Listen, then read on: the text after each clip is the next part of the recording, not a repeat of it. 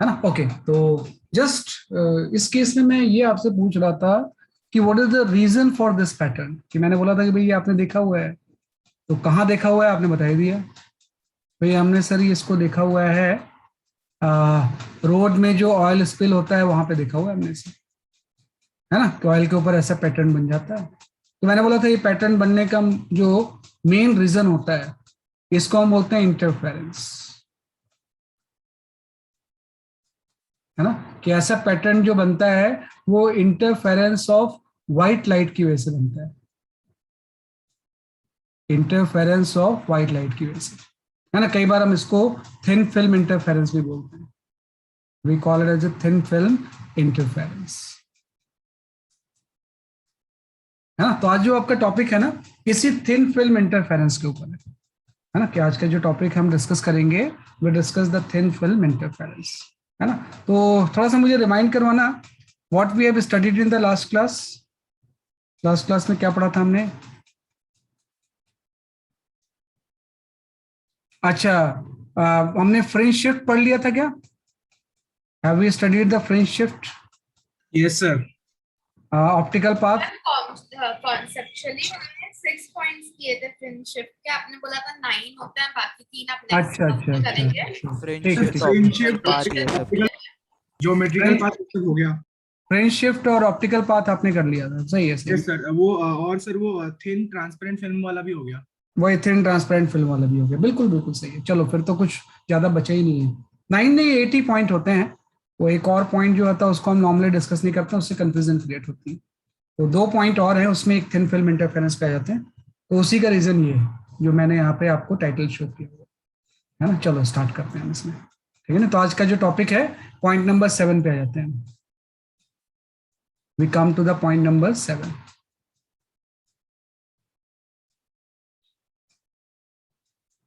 है ना, कि हम यहाँ पे पॉइंट नंबर बेसिकली आपके 7 पे आते हैं, है ना। जो पॉइंट नंबर 7 होता है वेव ऑप्टिक्स में ही हम डिस्कस कर रहे हैं।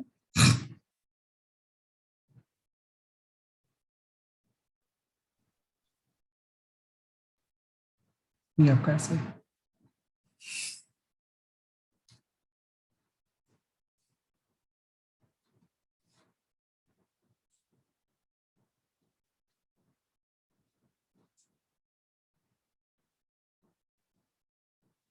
ठीक है, ये आपका कैसे। तो यहां से हम डिस्कस करेंगे बेसिकली आपका वेव ऑप्टिक्स में थिन फिल्म इंटरफेरेंस,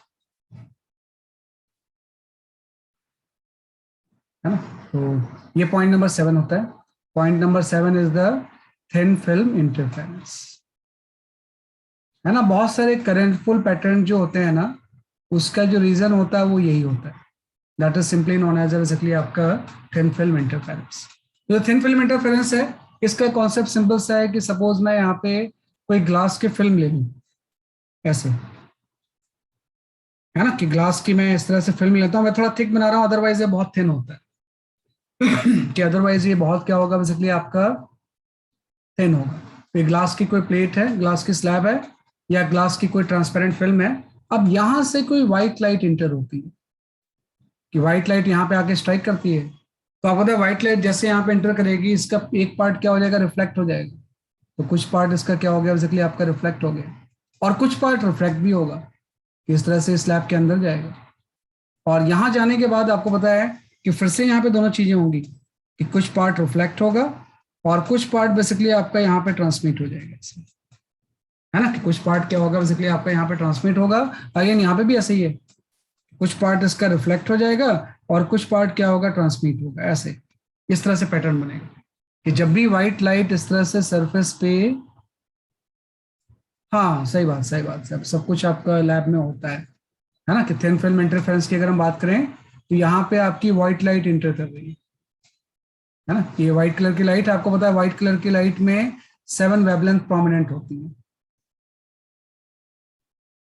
ना। तो व्हाइट लाइट है कोई, है ना, कि व्हाइट कलर क्यों लिख रहे हैं, फिर व्हाइट लाइट है ना। ऑब्वियसली बात है इसका कुछ पार्ट आपका यहाँ से रिफ्लेक्ट हो गया और कुछ पार्ट यहाँ अंदर गया, यहाँ पे भी कुछ पोर्शन रिफ्लेक्ट हो गया, कुछ पार्ट ट्रांसमिट हो गया, यहाँ पे भी आया तो कुछ पार्ट रिफ्लेक्ट हो गया और कुछ पार्ट ट्रांसमिट हो गया, है ना। तो अगर मैं इसके ऊपर फोकस करूं, ये जो दोनों लाइट आई हुई है, कि if I focus on these two light, कि अगर एक की इंटेंसिटी कोई I1 है और एक की दूसरे की इंटेंसिटी अगर I2 है, इंटेंसिटी में भी डिफरेंट हो सकती है कि एक की I1 है दूसरे की I2 है। अब आपका जो आई का लेंस है, इसको उसके ऊपर जब इसको ये रेटिना पे कन्वर्ज करेगा, कि सपोज हम आई का लेंस यहाँ बना लेते हैं ऐसे, और इस स्लाइड को ये रेटिना पे कन्वर्ज करता है ऐसे, तो आपको पता है यहाँ पे दोनों का सुपर पोजिशन होगा ना। तो अगर मैं आपसे बोलूं कि क्या ये दोनों लाइट कोहेरेंट हैं, है ना, कि क्या I1 I2 जो इंटेंसिटी की लाइट है जिसका कि सुपर पोजिशन आपके रेटिना पे हो रहा है, क्या वो कोहेरेंट है? तो ऑफ कोर्स कोहेरेंट है, क्योंकि अल्टीमेटली ऑरिजिन तो एक सिंगल सोर्स से ही हुआ है ना। इसी से तो फ्रंट सरफेस से रिफ्लेक्ट होके चली गई और एक अंदर जाके रिफ्लेक्ट होके वापस आई, है ना। तो दोनों जो वेव होंगी वो क्या होंगे, बेसिकली आपकी कोहेरेंट होंगी, है ना। तो सिंपल से हम बोलेंगे बोथ वेव, जिसको कि हमने यहाँ पे शो किया है, वेव्स आर कोहेरेंट। क्योंकि अगर कोहेरेंट नहीं होगी तो स्टडी इंटरफेरेंस पैटर्न बनेगा ही नहीं। तो दोनों वेव्स हैं क्या बेसिकली आपके कोहेरेंट है, तो रेटिना पे आपका सुपरपोजिशन हो रहा है और ये दोनों वेव जो है वो क्या है बेसिकली आपकी कोहेरेंट, है ना। तो इसकी वजह से मैक्सिमम मिनिमा बनेगा। यहाँ पे हो सकता है कि 7 वेवलेंथ होती है ना व्हाइट लाइट में, तो किसी कलर का मैक्सिमम बन जाए, तो जिस कलर का मैक्सिमम बनेगा वो कलर प्रोमिनेंट हो जाएगा। हो सकता है किसी कलर का मिनिमम बन जाएगा, तो जिस कलर का मिनिमम बनेगा वो कलर की लाइट क्या हो जाएगी, सप्रेस हो जाएगी, है ना। तो अगर मैं इस फिल्म की थिकनेस ले लूँ T, बहुत थिन होती है, थोड़ा सा मैंने इनलार्ज करके बनाया है, और इस फिल्म का रिफ्रैक्टिव इंडेक्स मैं म्यू ले लूँ, तो यहाँ पे इंटरफ्रेंस के बाद क्या प्रोड्यूस होगा, सब कुछ डिपेंड करेगा कि पार्ट डिफरेंस कितना है। कि एक फ्रंट सरफेस से रिफ्लेक्ट होके वेव आ गई और एक अंदर जाके रिफ्लेक्ट होके वापस आई, इन दोनों में कितना पार्ट डिफरेंस है। तो अब देखो जो भी पार्ट डिफरेंस क्रिएट हुआ है वो यहीं तक तो हुआ है, कि अगर मैं इस पॉइंट से जहाँ पे वापस आ रहा है एक परपेंडिकुलर अगर ड्रॉप कर दूं मैं और कुछ मैं नाम लिख दूं यहाँ पे कि this is suppose your A, है ना, ये आपका हो गया B, ये आपका हो गया C, और ये आपका D हो गया। तो आप देखो CD के पाथ तो दोनों का पाथ सेम है, तो जो भी पार्ट डिफरेंस क्रिएट हुआ है वो यही तो क्रिएट हुआ है ना, कि भाई एक वेव रिफ्लेक्ट होके यहाँ पे आ गई है AD पे और एक वेव रिफ्लेक्ट होके अंदर जाके वापस आई है, तो दोनों के पाथ अलग अलग हैं। तो सिंपल से अगर मैं यहाँ पे कैलकुलेट करना चाहूँ कि what is the path difference, कि भाई दोनों में पार्ट डिफरेंस की वैल्यू होगी कितनी, तो ये सारा कुछ इंटरफ्रेंस का नेचर कैसा होगा, ये सारा कुछ डिपेंड करता है कि पार्ट डिफरेंस कितना है।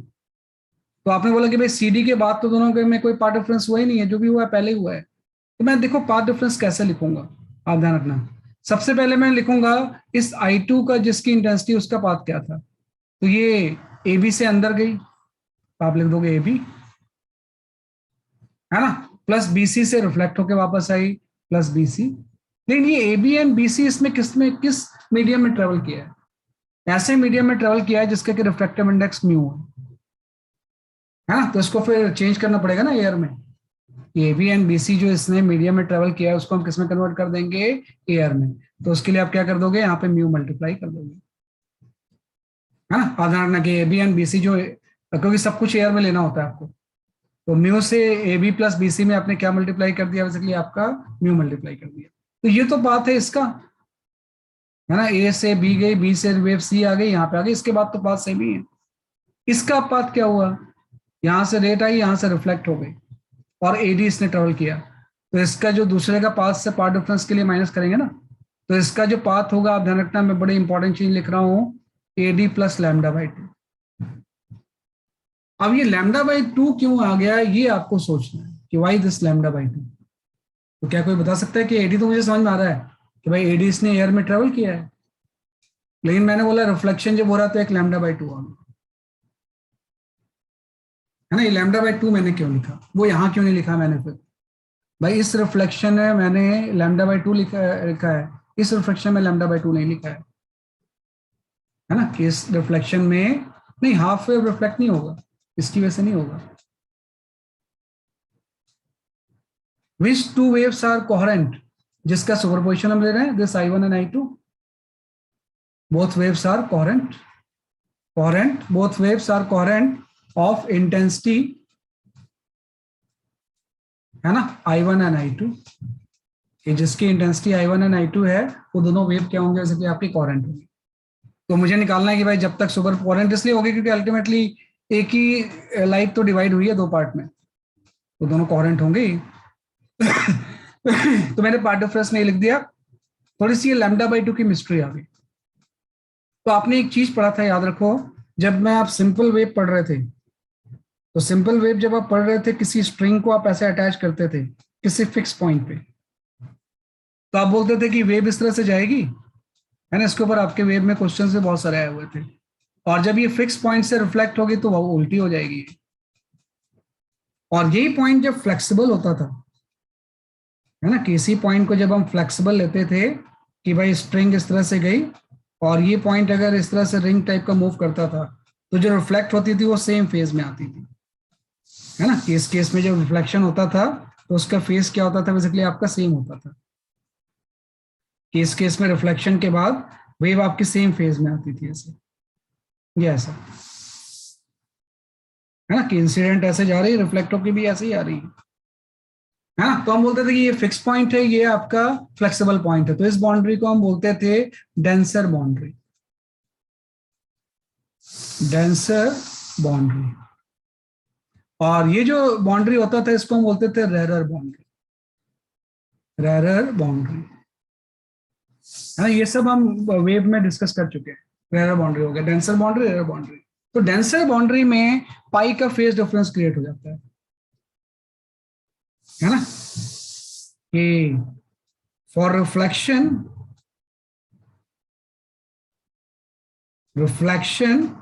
at denser boundary, at denser boundary, है ना, फेज डिफरेंस ऑफ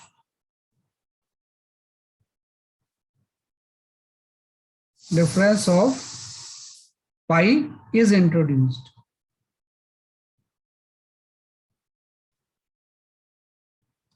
है ना, कि जब डिफ्लेक्शन आपका डेंसर बाउंड्री में होगा तो फेज डिफरेंस कितने का ग्रेड हो जाएगा, बेसिकली आपके पाई का, है ना, उल्टी हो जाएगी।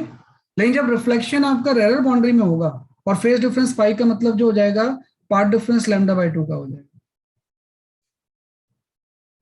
है ना, कि डेंसर बाउंड्री में जब भी रिफ्लेक्शन होगा, हाँ, रेरर मीडियम में कोई फेज डिफरेंस नहीं होगा, कि डेंसर बाउंड्री में फेज डिफरेंस पाई का होगा, path difference lambda by two का हो जाएगा। और जब रेरर बाउंड्री होगी, फॉर रेरर बाउंड्री, है ना, नो फेज और path difference introduce, no phase और path difference is introduced, is introduced. इसमें इसमें कोई भी पार्ट डिफरेंस या फेज डिफरेंस इंट्रोड्यूस नहीं होता। तो ये दो लाइन हम यहाँ पे भी यूज करते हैं। जैसे आप देखो कि यहाँ पे जो रिफ्लेक्शन हो रहा था, ये बाउंड्री डेंसर है ना, this boundary is denser boundary. Denser boundary इसलिए है क्योंकि यहाँ पे जो रे है ना, वो एयर से ग्लास में जा रही है। तो जब एयर से ग्लास में जाएगी तो रेयर से डेंसर में जा रही है, तो उस बाउंड्री को हम डेंसर बोलते हैं, है ना। लेकिन यहाँ पे जो रिफ्लेक्शन हो रहा है उसकी रिफ्लेक्शन के लिए बाउंड्री रेयर बाउंड्री, क्योंकि अब यहाँ पे रे जो है वो ग्लास से एयर में जा रही है। तो जब एयर से ग्लास में जाती है कोई रे, तो रिफ्लेक्शन के लिए वो डेंसर बाउंड्री होता है। और जब कोई ग्लास से एयर में जाएगी रे, या मीडियम से एयर में जाएगी, तो रिफ्लेक्शन के लिए वो रेयर बाउंड्री होता है। तो आप देखो यहाँ पे रिफ्लेक्शन में मैंने कोई लैम्डा बाई टू नहीं लिखा, लेकिन यहाँ पे रिफ्लेक्शन में मैंने यहाँ पे लैम्डा बाई टू लिख दिया, क्योंकि डेंसर बाउंड्री में जब भी रिफ्लेक्ट होगा तो इंसिडेंट एंड रिफ्लेक्टेड में एक फेज डिफरेंस पाई का होगा और पार्ट डिफरेंस कितना हो जाएगा, इसलिए आपका लैम्डा बाई टू का हो जाएगा।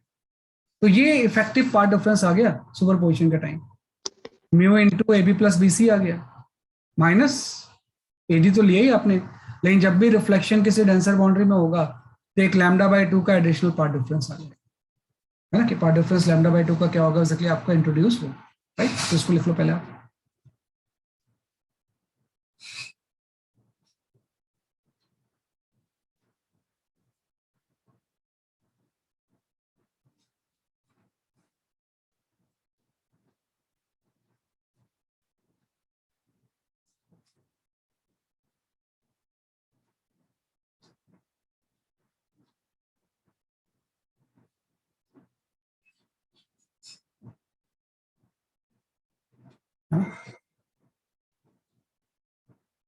ये पेज नंबर 1 आ गया आपका।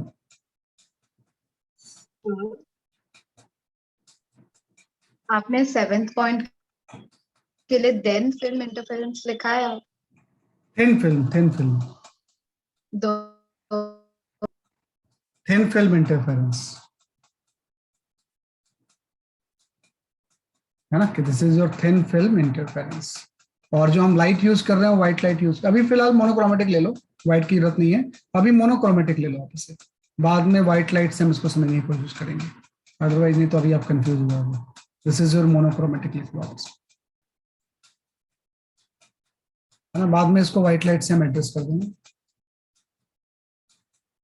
ये आपका कैसे से, तो ये बड़ा इंपॉर्टेंट चीज है कि डेंसर बाउंड्री में पाई का फेज डिफरेंस क्रिएट होता है, एरर में नहीं होता है रिफ्लेक्शन के लिए।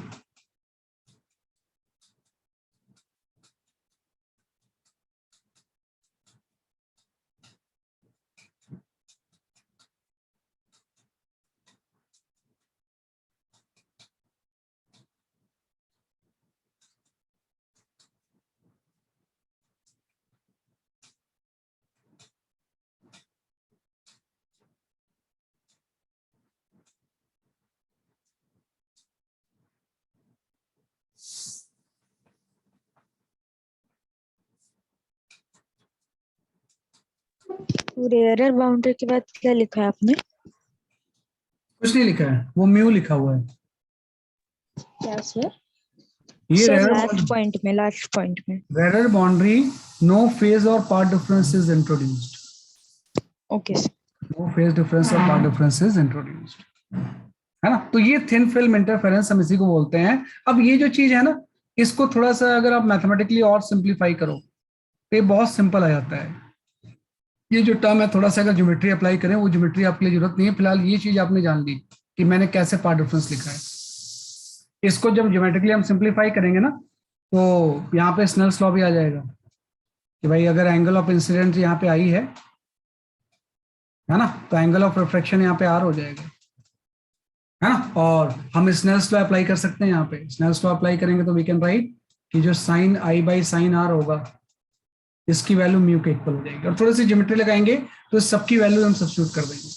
तो अल्टीमेटली आप ये याद रखना कि जो थिन फिल्म इंटरफेरेंस होता है, इस केस में अल्टीमेटली जो पार्ट डिफरेंस होगा, है ना, कि अल्टीमेटली अगर मैं पार्ट डिफरेंस यहाँ पे लिखूंगा कितना हो जाएगा थिन फिल्म इंटरफेरेंस में, है ना, कि अल्टीमेटली बेसिकली आपका पार्ट डिफरेंस जब आप लिखोगे इसे डेल्टा एक्स, तो डेल्टा एक्स की वैल्यू ये आ जाएगी 2 mu t cos r minus lambda by 2, ये आपका जाएगा, है ना। मतलब इसमें जो टी हो जाएगा ये आपकी थिकनेस ऑफ फिल्म हो जाएगी,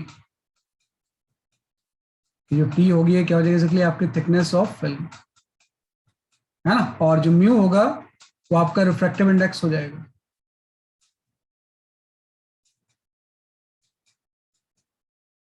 है ना। और आर जो हो जाएगा एंगल ऑफ रिफ्रैक्शन हो जाएगा,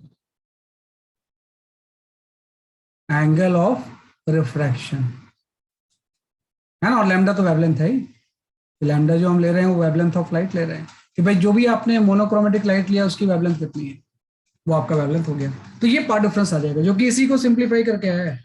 इसी को थोड़ा सा ज्योमेट्रिकली और एक्सपेंड करेंगे तो अल्टीमेटली ये चीज आ जाएगी आपकी, कि मैंने यहाँ पे लिखा है। तो आपको याद बस यही करना है, वह थिन फिल्म इंटरफेरेंस में जो पार्ट डिफरेंस क्रिएट होता है वो इतना होता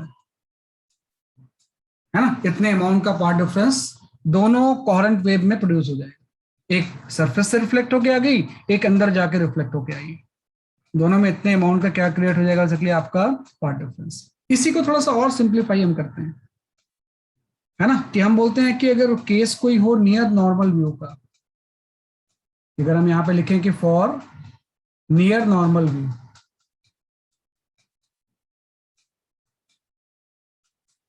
नियर नॉर्मल व्यू, कि अगर कोई नियर नॉर्मल व्यू है, नियर नॉर्मल व्यू का मतलब हो जाएगा कि आर की वैल्यू ऑलमोस्ट जीरो हो जाएगी, आई भी जीरो, और अगर आई जीरो होगा तो आर की वैल्यू भी जीरो हो जाएगी, है ना। एकदम हम सीधे देख रहे हैं, उसी को हम बोलते हैं near normal view. I and r दोनों की वैल्यू जीरो हो जाएगी, तो यहाँ से कॉस आर में अगर आर जीरो हो जाए ये तो 1 हो जाएगा ना, तो उस केस में पार्ट डिफरेंस की जो वैल्यू हो जाएगी उसमें वो कॉस आर वाला टर्म भी नहीं आएगा, वो mu T minus lambda by 2 हो जाएगा। तो थिन फिल्म में इतने अमाउंट का पार्ट डिफरेंस होता है ना। अब आपकी आईज को क्या दिखेगा, वो सारा कुछ डिपेंड कर रहा है इस पार्ट डिफरेंस का लैम्डा के साथ क्या रिलेशन है, कि आपके आई में क्या दिखेगा कि भाई एक वेव सरफेस से रिफ्लेक्ट हो गई, एक अंदर जाके रिफ्लेक्ट होके वापस आई। दोनों का आई की लेंस ने इसको रेटिना पे सुपर इम्पोज कर दिया। अब आई की रेटिना में जब सुपर पोजिशन होकर इंटरफेरेंस होगा तो मैक्सिमा बनेगा या मिनिमा बनेगा, सारा कुछ डिपेंड करेगा कि पार्ट डिफरेंस की वैल्यू कितनी है ना। यहाँ पे इस तरह से आ जाएगा कि भाई यहाँ पे जो भी आपने पार्ट डिफरेंस निकाला है, अगर तो ये path difference if it is equal to n lambda, भाई जीरो तो हो ही नहीं सकता क्योंकि पार्ट डिफरेंस कुछ ना कुछ तो होगा ही। हाँ जीरो भी हो सकता है, इनफैक्ट माइनस टर्म है ना, वैसे इन जनरल लेते हैं कि अगर ये पार्ट डिफरेंस एन लैम्डा है then maxima will form, maxima will form. अगर ये पार्ट डिफरेंस जो भी आपने कैलकुलेट किया है, अगर ये 2n माइनस 1 लैम्डा बाई 2 के इक्वल है ना, तो क्या चीज फॉर्म हो जाएगा, इसलिए आपका मिनिमा फॉर्म हो जाएगा, है ना। तो अब इस बात है कोई दूसरा और भी हो सकता है। तो ऐसा इसलिए हो रहा है क्योंकि आपने एक ही वेवलेंथ लिया है। अगर हम मल्टीपल वेवलेंथ ले लेते तो क्या होता, if we have taken the white light, if we have taken white light, है ना, instead of monochromatic,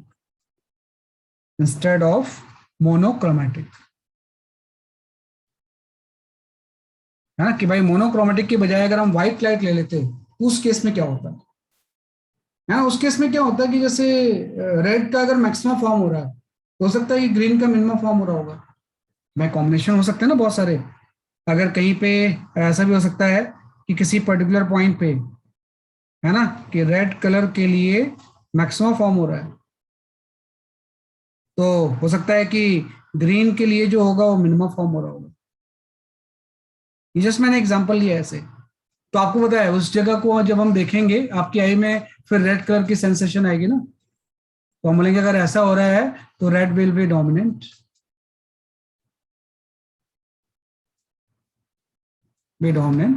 किसी केस में अगर ऐसा हो जाए कि भाई रेड का मिनिमम फॉर्म हो गया, है ना, लेकिन वॉयलेट का मैक्सिमम फॉर्म हो गया,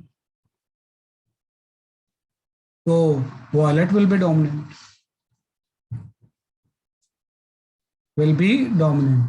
है ना। तो मतलब ये हो जाएगा कि कौन सा कलर दिखेगा वो डिपेंड करेगा कि किस कलर का मैक्सिमम फॉर्म हो रहा है नहीं हो रहा है। तो जिसका मैक्सिमम फॉर्म होगा वो डोमिनेंट हो जाएगा, बाकी कलर सप्रेस हो जाएंगे। तो इसीलिए आपको कलरफुल पैटर्न दिखाई देता है ना। तो उस सरफेस को अब जब आप देखोगे ना इस तरह से व्हाइट लाइट पे, जो आपने थिन फिल्म लिया हुआ है, इस थिन फिल्म को जब आप व्हाइट लाइट में देखोगे तो एक ही चीज कोई फॉर्म थोड़ी होगी, इसमें तो 7 वेवलेंथ्स होते हैं।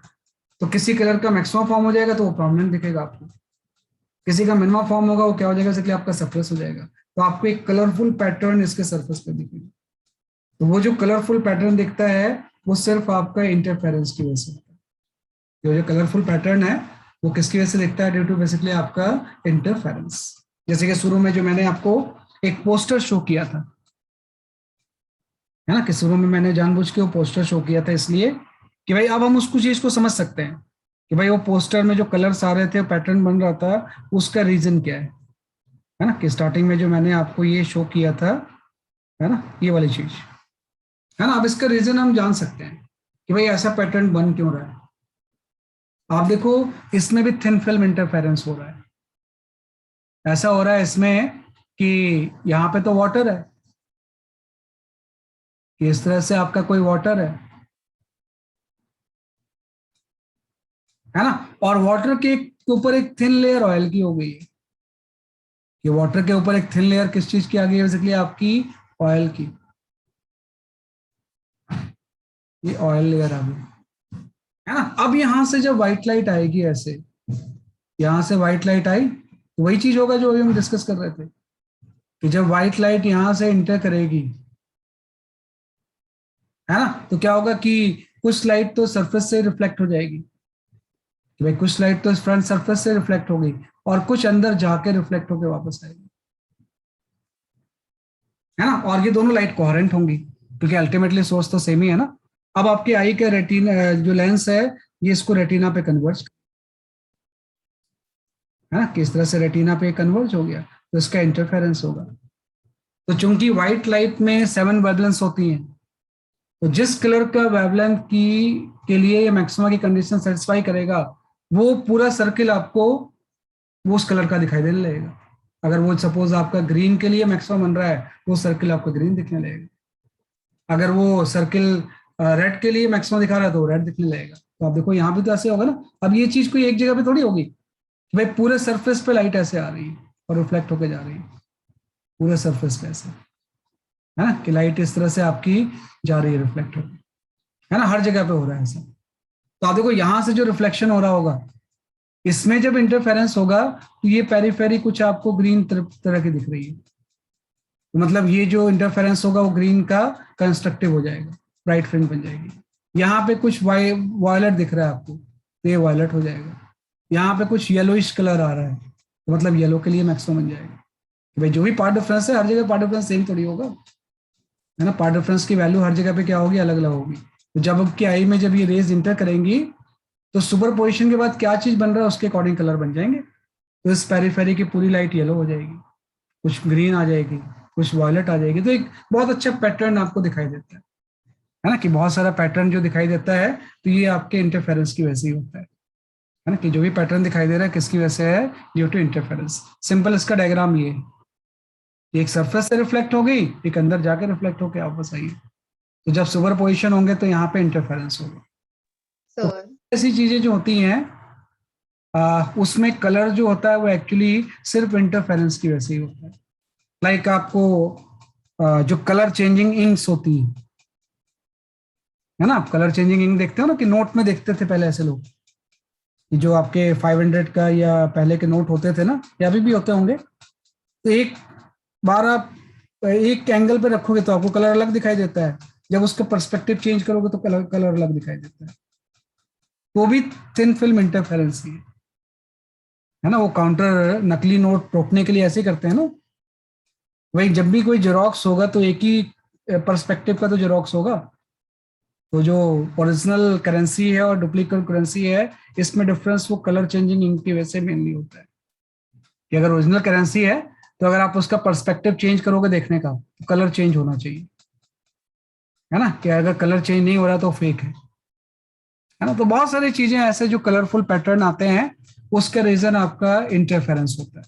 तो कभी भी कोई चीज आए कि भाई ये किस वजह से हो रहा है तो इसका कोई डिस्पर्सन टोटल इंटरनल रिफ्लेक्शन का रीजन नहीं है। This pattern is due to interference. ये इसका एग्जांपल हो जाएगा, this pattern is due to interference, है ना। ये कलर जो होगा ये किसकी वजह से होता है, इंटरफेरेंस होता है। जो रेनबो में कलर आपको मिलते हैं, वे रेनबो में भी तो ऐसे कलर कुछ फुल पैटर्न मिलता है ना, वो इंटरफेरेंस की वजह से नहीं होता है, वो आपका होता है बेसिकली आपका डिस्पर्सन ऑफ लाइट की वजह से।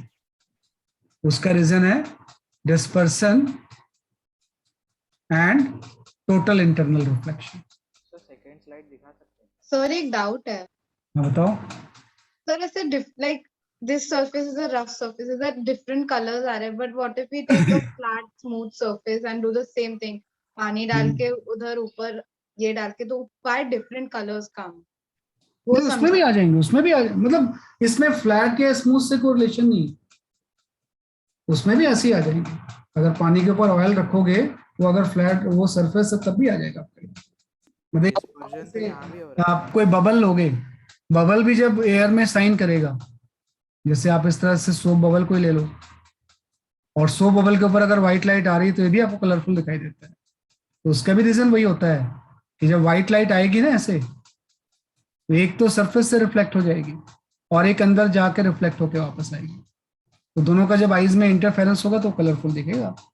तो इसमें ये कोई प्रीरिक्विजिट कंडीशन नहीं कि रफ सरफेस होना चाहिए, है ना। अगर ये स्मूथ भी होता तो भी कलरफुल पैटर्न आपको दिखाई देता है ना, कि उसमें भी कलरफुल पैटर्न आपको दिखाई देता है। Yes sir, thank you. तो दोनों वो चीजें होलोग्राम बैग्स वगैरह मिलते हैं, वो भी सब कुछ होलोग्राम बैज सब कुछ इंटरफेरेंस है ना। आपकी बुक्स में भी लगा होता है ना सामने में होलोग्राम, है ना, कि भाई उसको देखते हो तो पर्सपेक्टिव में उसका कलरफुल चेंज होता है ना, तो वो भी बेसिकली आपका जो है वो इंटरफेरेंस की वजह से होता है ना, थिन फिल्म इंटरफेरेंस की वजह से। कि भाई एक पर्सपेक्टिव में कुछ पार्ट डिफरेंस अलग होगा, जब आप उसी की चीज को आप चेंज करोगे तो पार्ट डिफरेंस चेंज हो जाएगा। तो जैसे एक किसी पोजीशन में अगर वो किसी कलर के लिए पार्ट डिफरेंस क्रिएट कर रहा है कंस्ट्रक्टिव के लिए, तो दूसरे में दूसरे कलर के लिए कर सकता है। तो जिस कलर के लिए भी उसका इंटरफेरेंस कंस्ट्रक्टिव हो रहा होगा वो डोमिनेंट होकर आपको दिखेगा। तो जो होलोग्राम होते हैं उसमें भी कंसेप्ट यही होता है।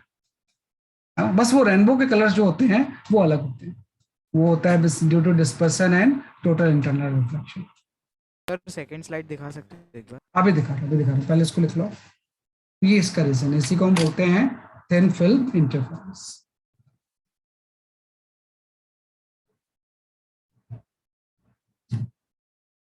है ना, तो यही सब चीज तो साइंटिस्ट को बड़ी फैसिनेट की, है ना, इसलिए नॉर्मली इसके ऊपर बहुत ज्यादा रिसर्च हुआ, है ना, कई लोगों ने बहुत सारा करने की कोशिश की, क्योंकि थोड़ी सी अलग सी चीज थी आपकी मैकेनिक्स और हीट वगैरह से, है ना। ये जनरल जो रे ऑप्टिक्स था वो तो बड़ा प्लेन सा है कि रे डायग्राम बनाना है आ जाएगा, तो इसमें थोड़ा सा टेक्निकल चीजें इन्वॉल्व हो गई, तो लैब में बहुत एक्सपेरिमेंट इसके ऊपर होते हैं इन सब चीजों के ऊपर,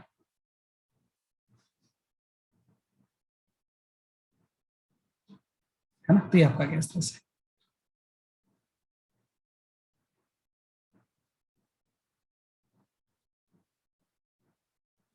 है ना, ये आपका गैस लाइट, इसको लिख लो। This is your second slide.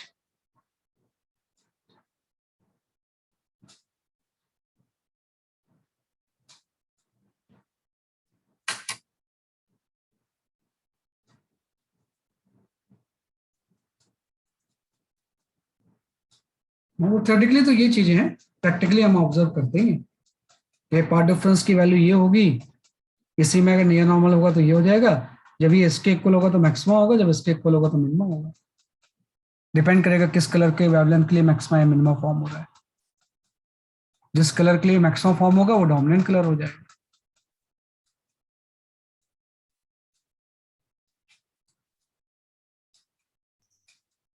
तो वो रेड के नीचे ग्रीन के आगे क्या लिखा है? हाँ, जो लास्ट में आपने ग्रीन के आगे क्या लिखा है? ग्रीन के आगे मैंने लिखा है मिनिमा फॉर्म हो जाएगा, मैक्सिमा एंड मिनिमम। तो रेड का मैक्सिमा, ग्रीन का मिनिमा, तो रेड विल बी डोमिनेंट। इसमें रेड का मिनिमा होगा, वॉयलेट का मैक्सिमा होगा, तो वॉयलेट विल बी डोमिनेंट। तो जिसका ही मैक्सिमा होगा वो डोमिनेंट हो जाएगा, डन सर। है ना। है ना? So wait, कोई नहीं,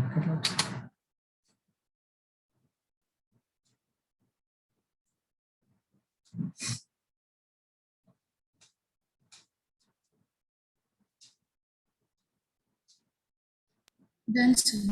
ओके, ये आपका हो गया, ठीक है ना। तो ये पॉइंट नंबर 7 हो गया, we called as a thin film interference.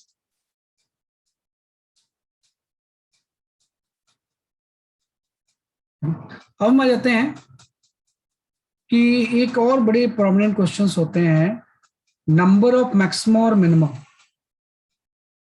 कितने होंगे स्क्रीन पे, कितने मैक्सिमा फॉर्म होंगे, कितने मिनिमा फॉर्म होंगे। तो ये आपका टॉपिक नंबर 8 हो जाएगा, है ना। That is your numbers of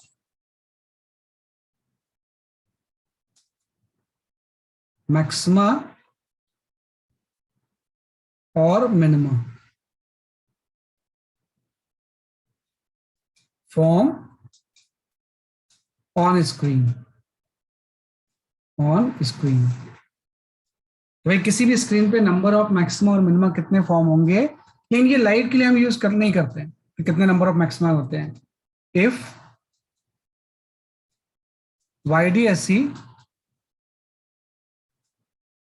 is performed with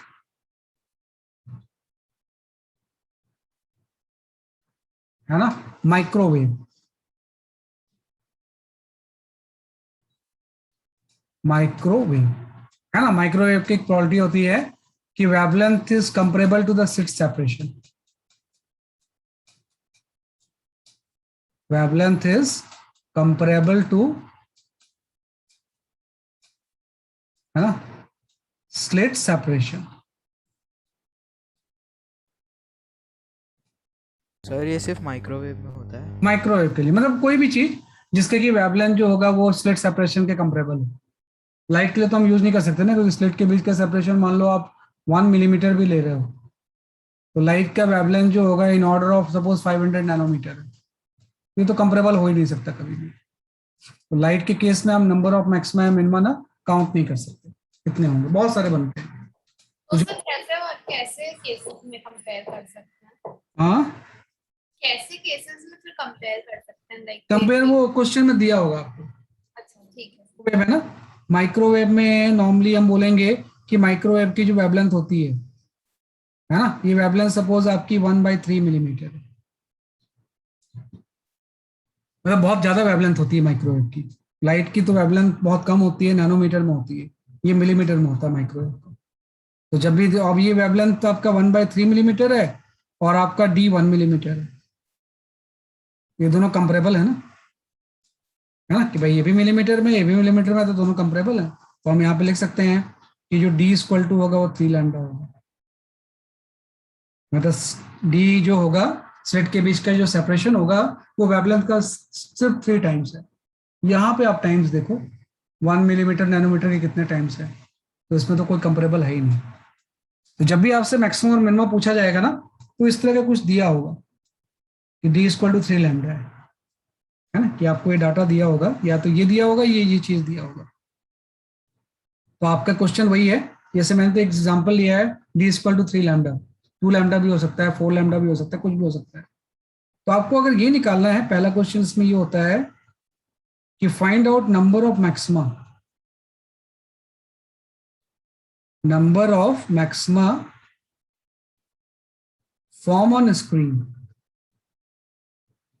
form on screen if D = 3 lambda.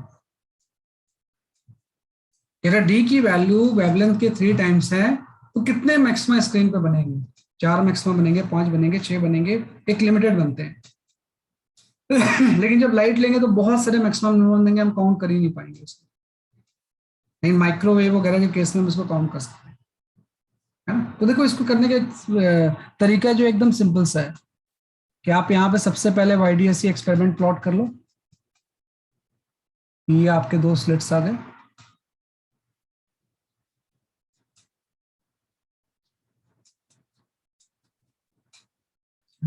इसके सेंटर से आपकी एक लाइन गई और ये आपका कोई स्क्रीन हो गया,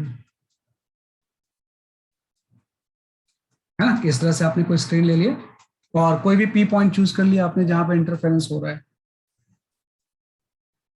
ना, कि P पॉइंट आपने चूज कर लिया जहां पे इंटरफेरेंस हो रहा है ना. और इस तरह से आपने लिख दिया P पॉइंट, है ना. और ये आपका हो गया स्मॉल d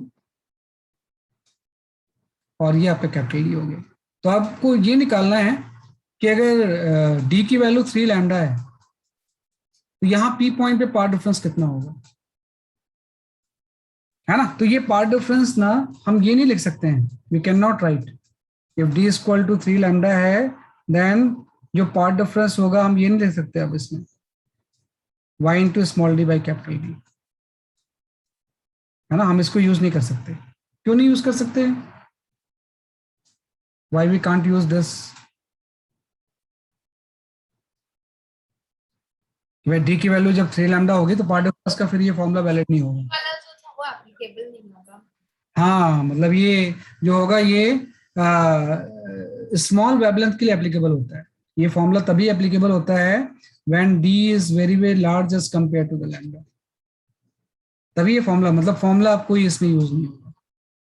आपको निकालना है स्क्रीन पे कितने मैक्सिमम फॉर्म होंगे. मैं पार्ट डिफरेंस पर निकालता हूँ कितना होगा, तो मैं क्या करूंगा, यहाँ से एक लाइन ज्वाइन कर दूंगा ऐसे और ये एंगल मैं थीटा ले लूंगा. तो आपको बताइए ये तो हमने डिस्कस किया हुआ था कि यहाँ से एक परपेंडिकुलर ड्रॉप कर देंगे ऐसे, है ना. तो आपको पता है कि ये अगर एंगल थीटा है तो ये भी थीटा हो जाएगा. तो ये थीटा होगा तो पार्ट डिफरेंस जो होगा वो इतना तो होगा ही ना. ये तो होगा कि पार्ट डिफरेंस की वैल्यू हम लिख देंगे डी साइन थीटा। तो हम ये यूज नहीं कर सकते हैं, ये यूज कर सकते हैं। वह पार्ट डिफरेंस जो होगा वो डी साइन थीटा होगा, बस ये यूज कर लेंगे, है ना। इसको डी टेन थीटा नहीं लिख सकते आप, क्योंकि वो तो स्मॉल एंगल के लिए होता है, इस केस में एंगल पर स्मॉल नहीं होता है ना। तो हम लिखेंगे delta x equal to d sine theta होगा, हम इसको यूज नहीं कर पाएंगे, है ना, क्योंकि ये आप तभी यूज करते हो। इसको एक आगे ये मत लिखो, इसको हम इसलिए यूज नहीं कर पाएंगे because d is comparable to wavelength. तो डी अगर वेवलेंथ के कंपेरेबल है तो हम इसको यूज नहीं कर पाएंगे। आप पाथ डिफरेंस ये लिख लोगे, है ना। अब आपको पता है कि मैक्सिमा के लिए पाथ डिफरेंस एन लैम्डा के इक्वल होना चाहिए, तो आपका यहाँ पे आ गया फॉर मैक्सिमा, ये जो पाथ डिफरेंस होगा d sine theta should be equal to n lambda. तो मतलब साइन थीटा की वैल्यू जहां पे एन लैम्डा बाई डी के इक्वल होगी वहां मैक्सिमम फॉर्म होगा। और आपने बोला डी की वैल्यू 3 लैम्डा है, तो लैम्डा बाई 3 हो गया, एन बाई 3 हो गया, है ना। ये यूज कर लिया मैंने यहाँ पे डी इक्वल टू 3 लैम्डा, कि डी की जगह मैंने क्या पुट कर दिया, इसलिए आपका 3 लैम्डा। मतलब जहां पे साइन थीटा की वैल्यू एन बाई 3 होगी वहां पे मैक्सिमम फॉर्म होगा, है ना। तो इसको लिख लो आप इस तरह से, फिर अगले पेज पे बताता हूँ मैं आपको। This is the page number 3।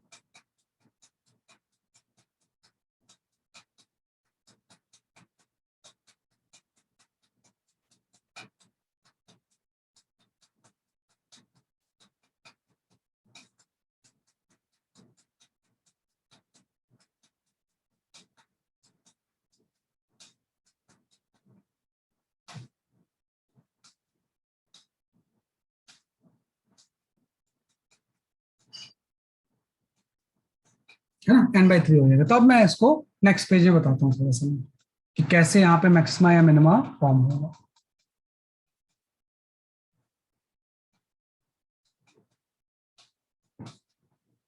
हाँ, इसको ब्रैकेट हटा दो, ब्रैकेट कुछ भी नहीं है सर, है ना, ब्रैकेट मत लिखो इसका, यहाँ से ब्रैकेट हटा दो, यहाँ bracket is not required. Just एक रैंडम आपने ले लिया कि डी इक्वल टू 3 लैम्डा है, there is nothing about the special. मतलब आपको निकालना है कि डी की वैल्यू अगर 3 लैम्डा है तो स्क्रीन पे कितने मैक्सिमा फॉर्म होंगे। तो आपने मैक्सिमा की कंडीशन बना के ये निकाल ली।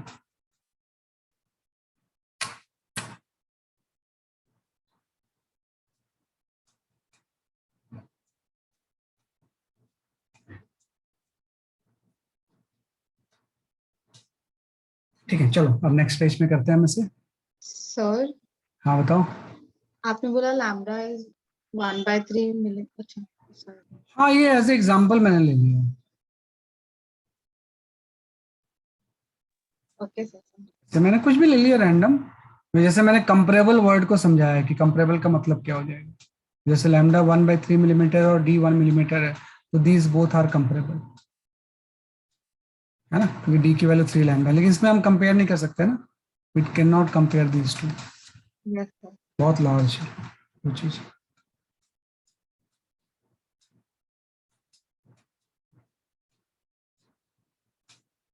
Done sir. ओके चलो, है ना।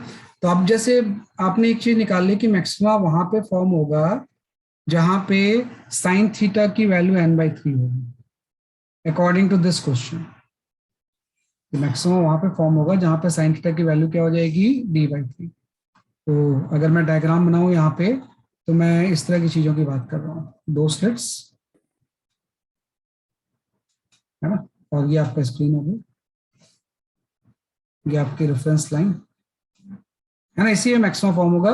कहाँ कहाँ फॉर्म होगा वो हम निकालना चाहते हैं, है ना। तो आपने बोला वहां पे फॉर्म होगा जहां पे साइन थीटा की वैल्यू n/3 हो जाएगी। तो सबसे पहले आप n=0 ले लो। तो जब n=0 ले लेंगे तो साइन थीटा की वैल्यू 0 हो जाएगी। वही बात है कि n= जहां पे 0 होगा वहां पे सेंट्रल मैक्सिमम बन जाएगा,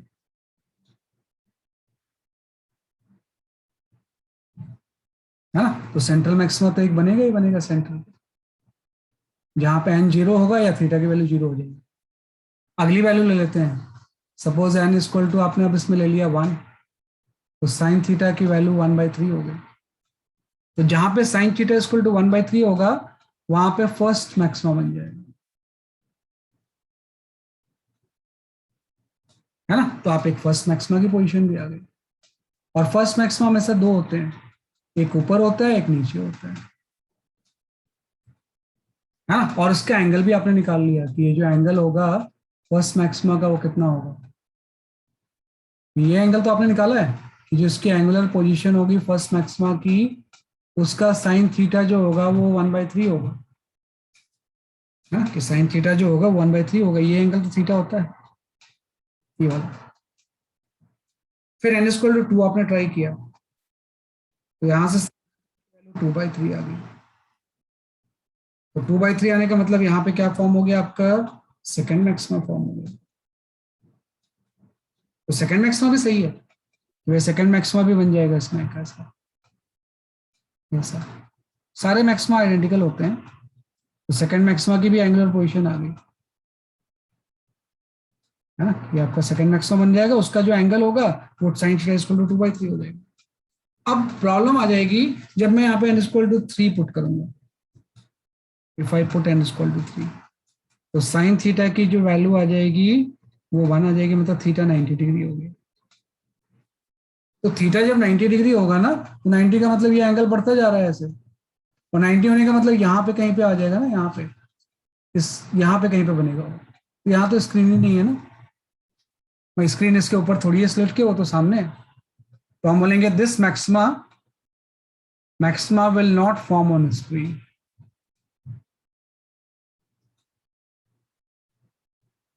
फॉर्म ऑन स्क्रीन, ये मैक्सिमा स्क्रीन पे फॉर्म होगा ही नहीं। ये तो उसके लिए तो स्क्रीन ऊपर होनी चाहिए थी, तो स्क्रीन तो सामने है, तो ये मैक्सिमा फॉर्म नहीं होगा। अब n=4 हम ले नहीं सकते, we can not take n=4, क्योंकि n=4 लेंगे ना तो साइन थीटा की वैल्यू जो हो जाएगी वो 4/3 हो जाएगी। ये तो पॉसिबल नहीं है ना, दिस इज नॉट पॉसिबल। किसी भी साइन की वैल्यू 1 से ज्यादा थोड़ी हो सकती है। तो हम ऐसे ट्राई करते रहेंगे, 0 लिया, 1 लिया, 2 लिया, 3 लिया, है ना, जब तक कि ये 1 से ज्यादा नहीं हो जाए। तो अब आप बता सकते हो नंबर ऑफ मैक्सिमम कितना होगा। अब देखो कितने मैक्सिमम फॉर्म हुए, 1 2 3 4 5। तो हम बोलेंगे इफ d=3 लैम्डा होगा, अगर दिया हुआ है क्वेश्चन में, देन 5 मैक्सिमम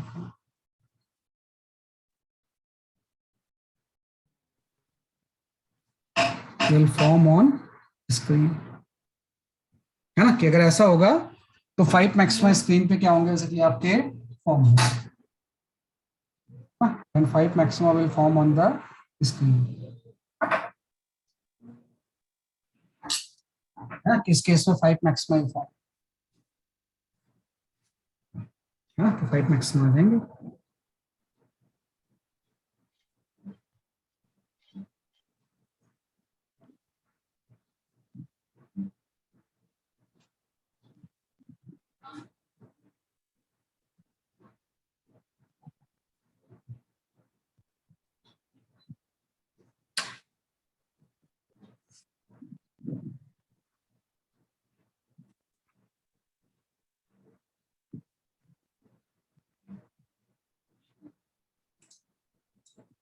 तो 5 तो गया भाई, एक सेंट्रल मैक्सिमा बन गया, 2 फर्स्ट मैक्सिमा बन जाएंगे और 2 सेकंड मैक्सिमा बन जाएंगे, तो 5 हो गए। एक central, 2 first, 2 second, total number of 5 बन गए, है ना। तो ये 5 मैक्सिमा बन गया, बस वो तो दिख ही रहा है डायग्राम में। इसके आगे बन नहीं पाएगा क्योंकि ये जो होगा ना, इसका थीटा तो 90 हो जाएगा, थीटा 90 का मतलब ऐसे पूरा यहाँ आ जाएगा, तो ऊपर कहीं बनेगा, लेकिन वहां स्क्रीन नहीं है ना, स्क्रीन तो सामने है, तो ये भी नहीं बनेगा और ये तो पॉसिबल ही नहीं। थीटा की वैल्यू जो है वो 1 से ज्यादा थोड़ी हो सकती है। tan की वैल्यू 4 हम पुट ही नहीं कर सकते, तो सिर्फ 5 मैक्सिमम नहीं है। सर आपने लिखा है n is not equal to 4। हाँ, इक्वल टू लिख लो, इक्वल टू लिख लो। n इक्वल टू अगर हम 4 ले लें तो ये पॉसिबल नहीं है। नॉट इक्वल टू 4 का मतलब मेरा ये था कि 4 हम नहीं ले सकते, तो ये पॉसिबल नहीं है। मैक्सिमम बन गया, मिनिमा कितने बनेंगे इसमें? कि अगर d इक्वल टू 3 लैम्डा है तो मिनिमा कितने बन जाएंगे? वो 6 बन जाएंगे। 5 मैक्सिमा एंड 6 मिनिमा बन जाएंगे।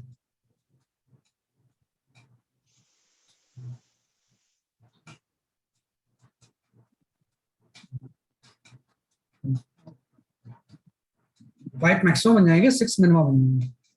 ट्राई कर लेना ऐसे ही, जैसे आपने बोला कि भाई d sine theta n lambda होगा, तो वैसे ही आप यहाँ पे ये ले लोगे for minima 2n-1 lambda by 2। D की वैल्यू 3 लैम्डा है, तो साइन थीटा की वैल्यू जो हो जाएगी वो 2n-1/6 हो जाएगी। अब इसमें एन वैल्यू आप ट्राई करो। एन इक्वल टू 1 सही है, साइन थीटा जो हो जाएगा 1 पुट करेंगे तो ये 1/6 हो जाएगा। एन इक्वल टू 2 भी सही है, यहाँ पे 2 पुट करेंगे तो साइन थीटा की वैल्यू हाफ हो जाएगी।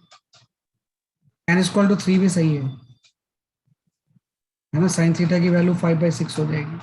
तो इससे ज्यादा नहीं पुट कर सकते ना, क्योंकि जब 4 पुट करेंगे तो 8-1 7/6 आ जाएगा, तो 1 से ज्यादा हो जाएगा।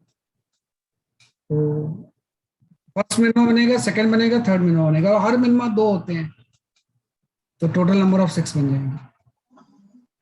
फर्स्ट मिनिमा बन गया, सेकंड मिनिमा भी बन गया, और थर्ड मिनिमा भी बन गया, तो टोटल नंबर ऑफ मिनिमा कितने हो जाएंगे? 6 हो जाएंगे। तो अगर d इक्वल टू 3 लैम्डा किसी क्वेश्चन में दिया हुआ है, तो स्क्रीन पे 5 maxima and 6 minima. d equal to 3 lambda को जरूरी नहीं है, किसी क्वेश्चन में 4 लैम्डा हो सकता है। प्रोसेस यही रहेगा निकालने का, नंबर ऑफ मैक्सिमा कितने फाइंड होगा।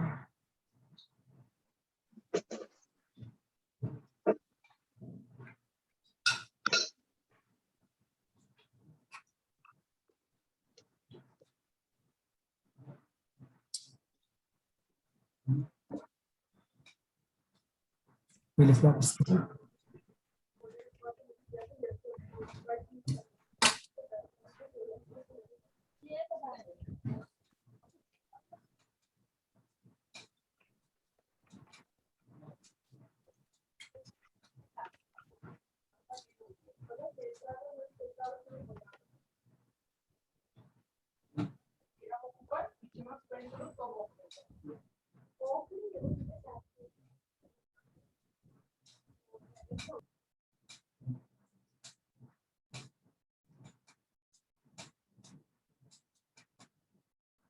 हाँ, साइन थीटा इक्वल टू 5/6 हो जाएगा, बिल्कुल सही बोल रहे हो रोहित आप।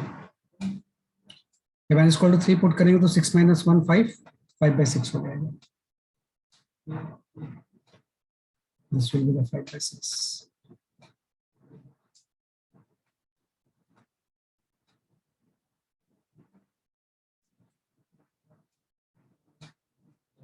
भाई n इक्वल तो टू वो साइन थीटा के आगे क्या लिखा है? 5/6 नहीं सर, वो नहीं, जिस यहाँ पे हाँ सर, उसके नीचे, उसके नीचे। Sine theta equal to 2n-1/6। भाई d की वैल्यू जब आप 3 लैम्डा पुट कर दोगे ना यहाँ पे, तो साइन थीटा की वैल्यू 2n-1/6 हो जाएगी। उसी में n की वैल्यू हम पुट करके ट्राई कर रहे हैं।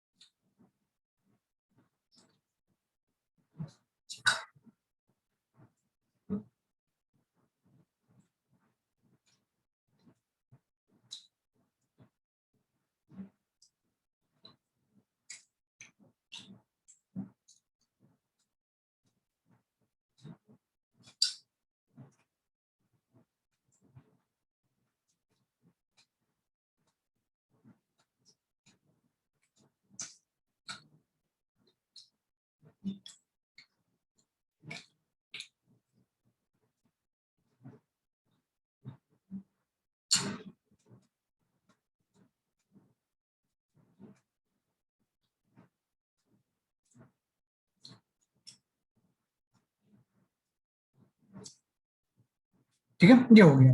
तो ये आपने इंटरफेरेंस कंप्लीट कर लिया। Now the one topic of wave optics is completed. 4 जब लोगे ना तो ये 1 से ज्यादा साइन थीटा की वैल्यू आ जाएगी ना। अगर आप यहाँ पे n की वैल्यू 4 ले लोगे, है ना, तो साइन थीटा की वैल्यू 7/6 हो जाएगी। वो तो हो ही नहीं सकता 1 से ज्यादा, वो पॉसिबल नहीं है। मतलब एन स्क्वायर टू ट्राई करते रहते हैं जब तक कि ये साइन थीटा की वैल्यू 1 से ज्यादा नहीं होगी, है ना। इनफैक्ट 1 भी पॉसिबल नहीं है क्योंकि थीटा 90 भी नहीं हो सकता। तो 1 गया, है ना। ये चीज हम तब तक काउंट करते हैं जब तक कि साइन थीटा लेस देन 1 रहता है।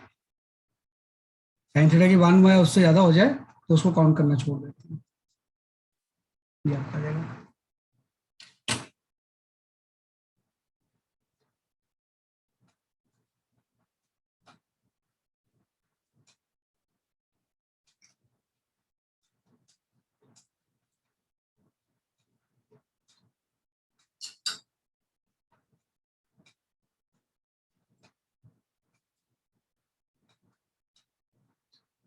नहीं नहीं, अभी तो हम क्वेश्चंस करेंगे बेटा, अभी तो बहुत क्वेश्चंस बचे हैं, है ना।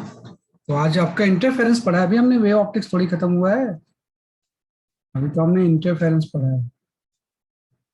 तो वेव ऑप्टिक्स का पहला फिनोमेना पढ़ा है हमने, इंटरफेरेंस, है ना। इसके बाद डिफ्रैक्शन आएगा, एंड देन देखते हैं पोलराइजेशन इसमें दिया हुआ है, अलग से चैप्टर है, तो उसके अकॉर्डिंग उसको पढ़ेंगे। मॉड्यूल 7 में चेक करता हूँ अभी, तो अगर पोलराइजेशन दिया होगा तो वो भी अभी पढ़ लेंगे, उस तरह से। तो I will share few questions, उसको आप ट्राई करो, जो कि ऑप्टिकल पाथ फ्रिंज शिफ्ट इस पे बेस्ड होगा।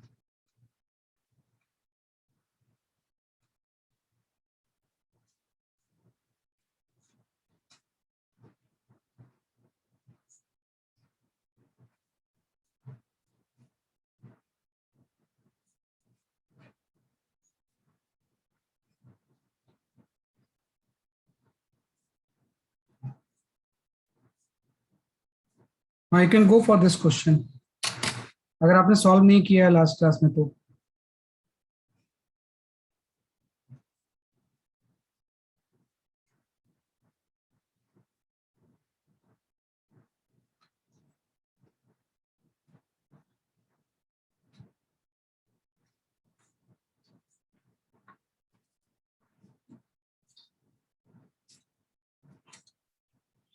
मुझे याद नहीं रहता ना, कई 2 बैचेस हैं। हाँ ये हो गया था, ये हो गया था, बिल्कुल सही हो, नहीं, ये हो गया था, आपने कोई कराया बात था। नहीं, बिल्कुल समझ गया मैं। एक्चुअली 2 बैचेस है ना, और एक क्लास उनकी एक्स्ट्रा हो गई है, तो फेज डिफरेंस क्रिएट हो गया। ये तो फेज डिफरेंस होता है, कि पहले ही दोनों सेम फेज में चल रहे थे बैच। भाई जो चीज बैच 2 में होती थी उसका एकदम फोटो कॉपी बैच 1 में होती थी। अब क्या है, उनकी एक दिन सैटरडे में एक्स्ट्रा क्लास लग गई ज्यादा, तो एक फेज डिफरेंस क्रिएट हो गया। जब फेज डिफरेंस क्रिएट हो गया तो दिक्कत तो होती है फिर, नहीं। तो जब आप अपने मैक्सिमा पे होते हैं तो मिनिमा पे चले जाते हैं वो, सेम फेज में दोनों मैक्सिमा मिनिमा चलते रहता है ना? यही फेज डिफरेंस होता है। ये कर लिया हमने, दूसरा शेयर करता हूँ मैं। ये तो सेंटर ऑफ मास का है।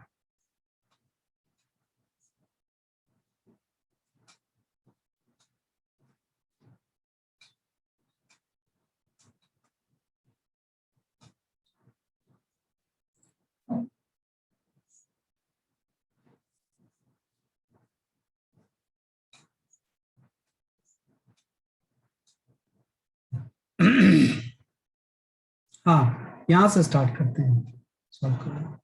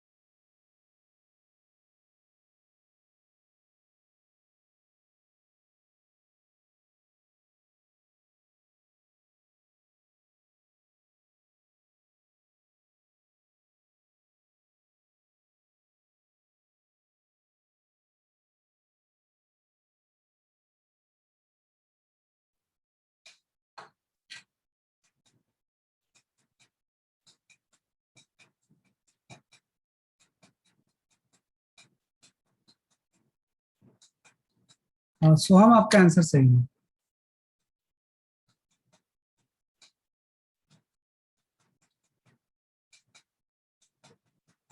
AK-47 ये आंसर सही नहीं आ रहा है, थोड़ा सा ध्यान करो।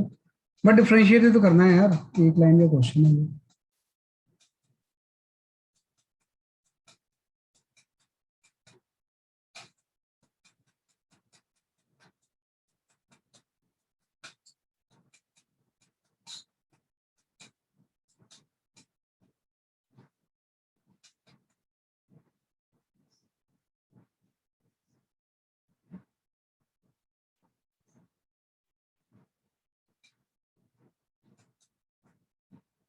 अरे सबका एक ही आ रहा है, मुझे आंसर चेक करना पड़ेगा क्या? गौतम, आहना, दिवेश, राई, आप सबके आंसर एक ही जैसे आ रहे हैं। मैं चेक कर लेता हूँ यार कहीं। सर यही आ रहा है। अच्छा यही आ रहा है, श्रेया भी कभी यही आ रहा है। चेक कर लेता हूँ, हो सकता है मुझे गलत याद होगा। सबका एक ही आंसर आ रहा है, चेक कर लेता हूँ। अब आया था मुझे 10 में से क्वेश्चन।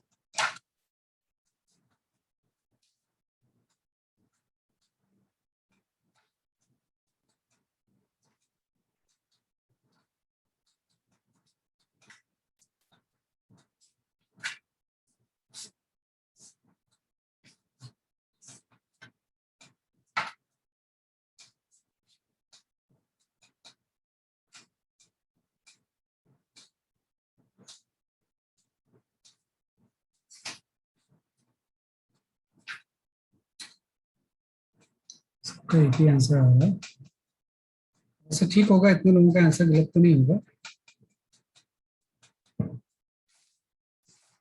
सर आप भी एक बार करके देख लीजिए, मैं शायद हो बताता सकता है हूँ, गलत हो। मैं बताता हूँ। नहीं नहीं, सही है आपका answer, A is correct answer, है ना? A answer is correct. जिन्होंने भी ए आंसर दिया है that answer is correct. I thought कि डी होगा, लेकिन ए सही है ना? डी सही नहीं है, ए ऑप्शन इज करेक्ट है ना? कुछ भी नहीं है। जो position of the first maxima होगा, फर्स्ट मैक्सिमा की पोजीशन का फॉर्मूला ये होता है, ये तो फॉर्मूला होता है। तो फर्स्ट मैक्सिमा बोल रहा है तो हम इस फॉर्मूले को एन की वैल्यू 1 पुट कर देंगे, लैम्डा डी बाई डी। तो इसमें हम चेंज क्या करेंगे, अगर आप कैपिटल डी चेंज करोगे, है ना, कि भाई जो स्क्रीन मूव कर रहा है इससे मूव कर रहा है, तो अगर कैपिटल डी चेंज होगा तो वाई भी चेंज होगा, वाई तो पोजीशन है, तो डिफरेंशिएट कर दो इससे आप विथ रिस्पेक्ट टू टाइम। तो with respect to time differentiate करेंगे तो ये आपका d y by d t हो जाएगा। लैम्डा और स्मॉल डी तो कांस्टेंट है, ये d capital d by d t हो जाएगा। तो जो capital d by d t है ये स्पीड ऑफ द स्क्रीन हो जाएगी, और d y by d speed of the first maximum हो जाएगी। बस वैल्यूज पुट कर दो। लैम्डा की वैल्यू आपको दी हुई है 500 नैनोमीटर, -9। स्मॉल डी 0.4 मिलीमीटर दिया हुआ है, into D D by d T तो 4 दिया हुआ है। बस सॉल्व हो गया। इससे सॉल्व करोगे तो आपका जो आंसर आएगा वो 5 मिलीमीटर पर सेकेंड आ जाएगा। फिर 4 एंड 4 तो कैंसिल हो गया, 5 वाला ऑर्डर आएगा, है ना? तो 5 मिलीमीटर पर सेकेंड आ जाएगा। वही अगर आप स्क्रीन को इधर उधर करोगे तो जो फर्स्ट मैक्सिमम होगा वो भी ऊपर नीचे जाएगा, तो वो डिफरेंशिएट करके हम निकाल लेंगे इसलिए, है ना? बहुत इजी चीज है।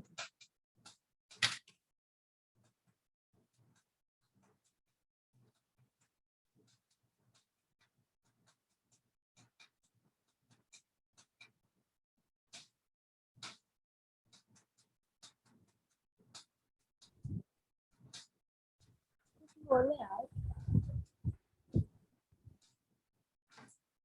ठीक है, ये आपका exercise।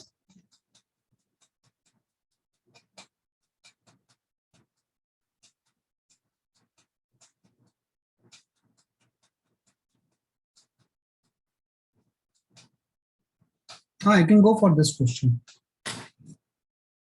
ये भी अच्छा पॉपुलर क्वेश्चन माना जाता है।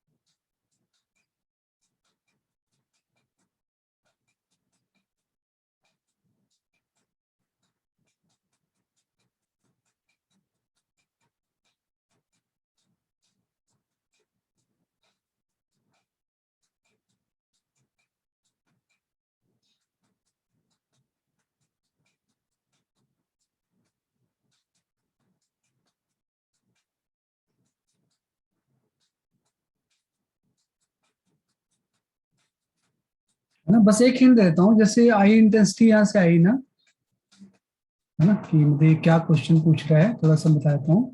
जैसे आई इंटेंसिटी की कोई वेव आई, तो उसने बोला है कि ये 25% एनर्जी को कल रिफ्लेक्ट करेगा, मतलब जो रिफ्लेक्टेड होगा वो I/4 हो जाएगा, बाकी ट्रांसमिट हो जाएगा 3I/4।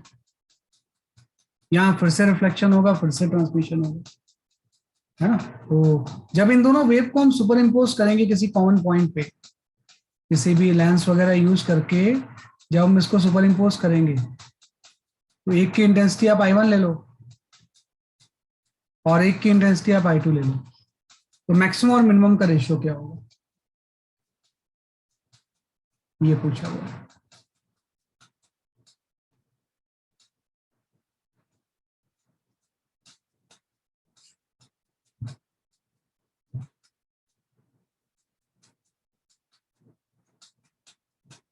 ये पूछा हुआ। तो I1 तो आपको आ गया कि I/4 होगा, I2 निकालना है कितना होगा, फिर वो फॉर्मूला यूज करके रेशियो निकालेंगे।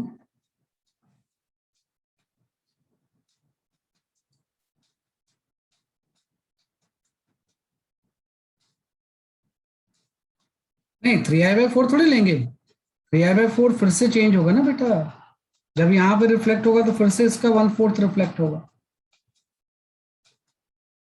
और यहाँ फिर से रिफ्लेक्ट ट्रांसमिट होगा तो 3/4 इधर जाएगा, तो चेंज होता रहेगा ना। I1 I/4 होगा, I1 की वैल्यू तो पक्की बात है, एक बार रिफ्लेक्शन के बाद ही आ रहा है। सर I2 का नहीं मिल रहा है, I1 का मिल गया है। हाँ, I1 तो I/4 है, I2 निकालना पड़ेगा, वही तो क्वेश्चन है ये।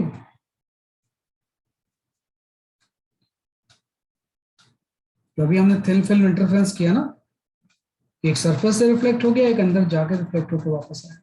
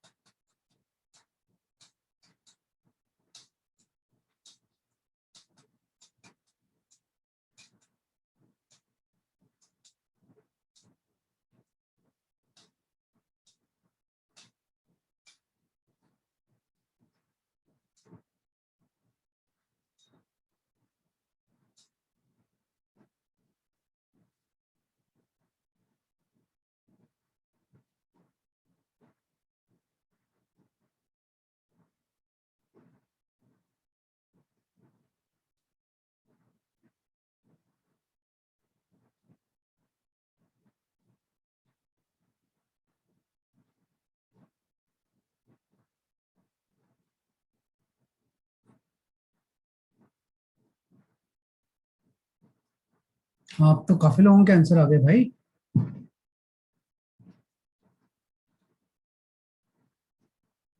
हाँ सही बात है, सही बात है, penal your answer is correct. Penal आपने बस सही बोला है, Prachi your answer is correct.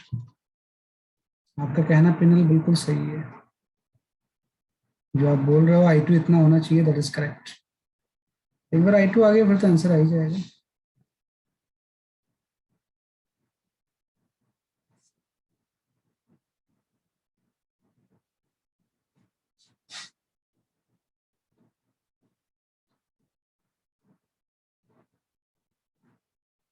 Gautam सही है आपका आंसर।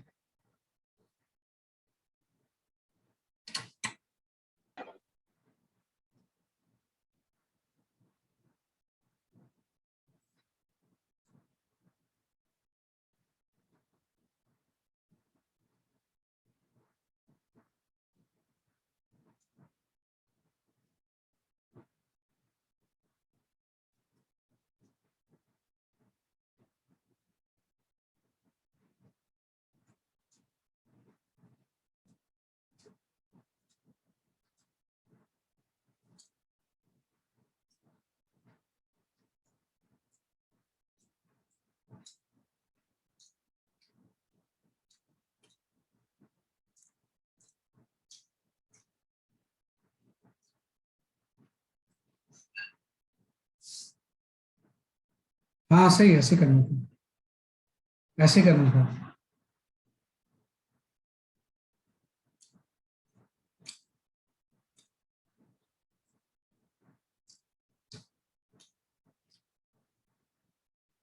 सर तो मतलब जब भी ऐसा क्वेश्चन आएगा तो उसका 1/4 ही लेना है हमेशा। नहीं, वो क्वेश्चन में दिया हुआ है, ओके सर। क्वेश्चन में उसने 25% दिया है, इसलिए इसलिए लिया। Okay sir. साहिल सही आंसर है।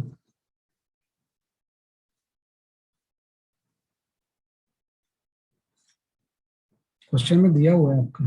ओहो, कोई टैग गलत दब जाती है ना, गड़बड़ हो जाता है सर। वेट फॉर मोमेंट, बताता हूँ आपको।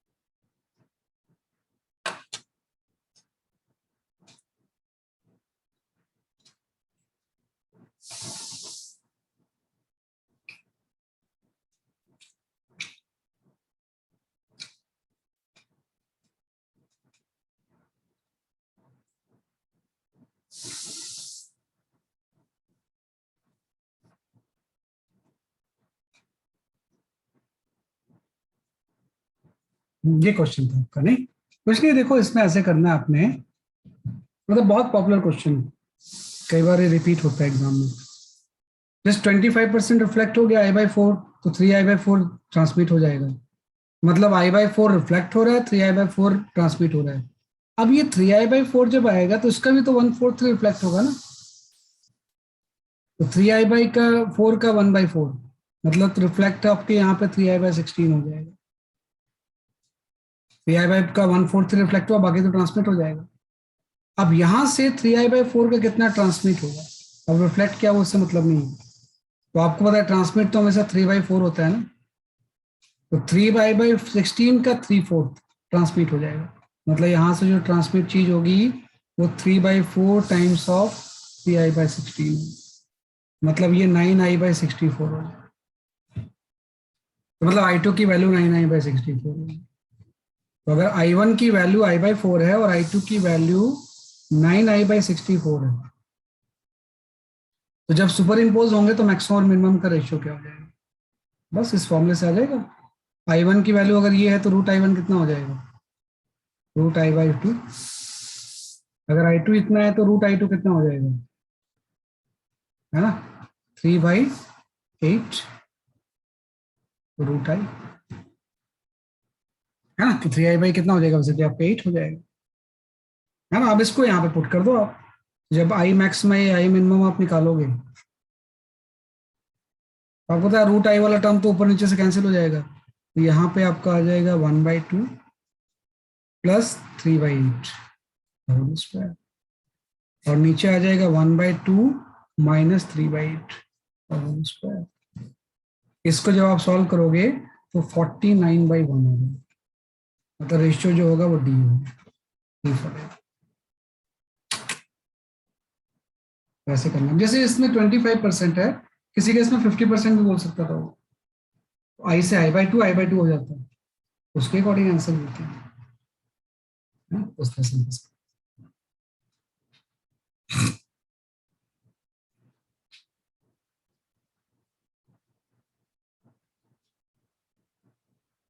बेटा रिफ्लेक्शन में दिया हुआ है इसने कि 25% रिफ्लेक्ट हो रहा है, तो I का I/4 रिफ्लेक्ट हो गया, तो 3I/4 यहाँ चला गया। अब 3I/4 का 1/4 रिफ्लेक्ट हो गया, 3I/4 इंटू 1/4 3I/16 हो गया, ऐसे लिया मैंने।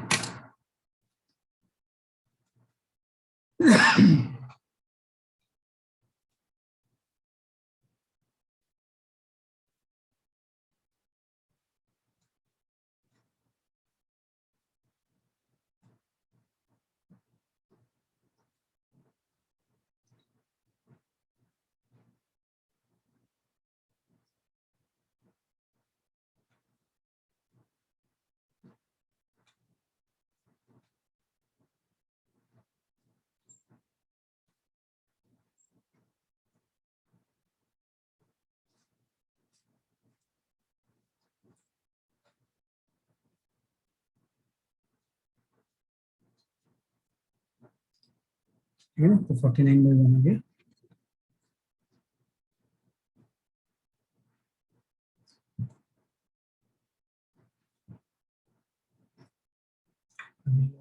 थ्री आई बाई फोर का 1/4 रिफ्लेक्ट हो जाएगा ना, तो 3i/4 ओरिजिनल है इसका 1/4 लेंगे तो 3i/16 तो आ जाएगा। रिफ्लेक्शन हमेशा 1/4 होता है, तो आई से i/4 हो गया, तो 3i/4 का 1/4 ले लेंगे तो 3i/16 हो जाएगा।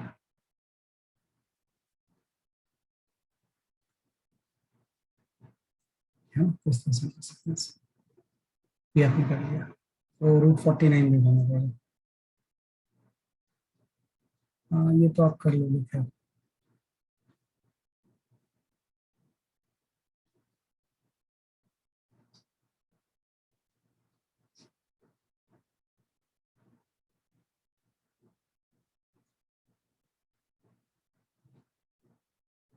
चलो इसको देखो जरा सा, 10 फिल्म वाला क्वेश्चन जो है।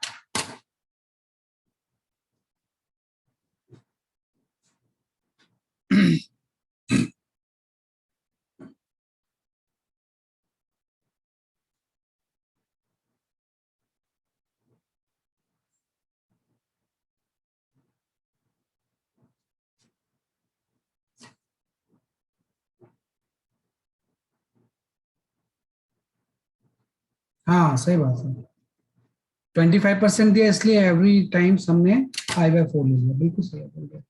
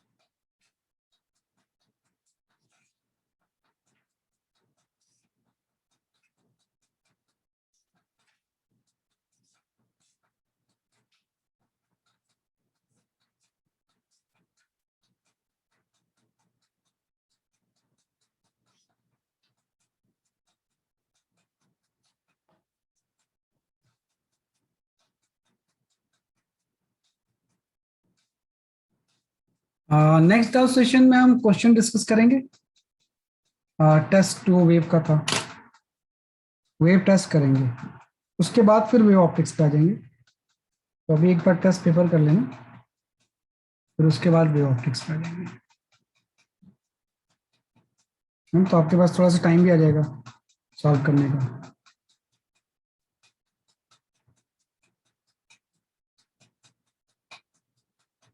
पता नहीं इसका आंसर थोड़ा सा देख लेते हैं थोड़ा सा ना।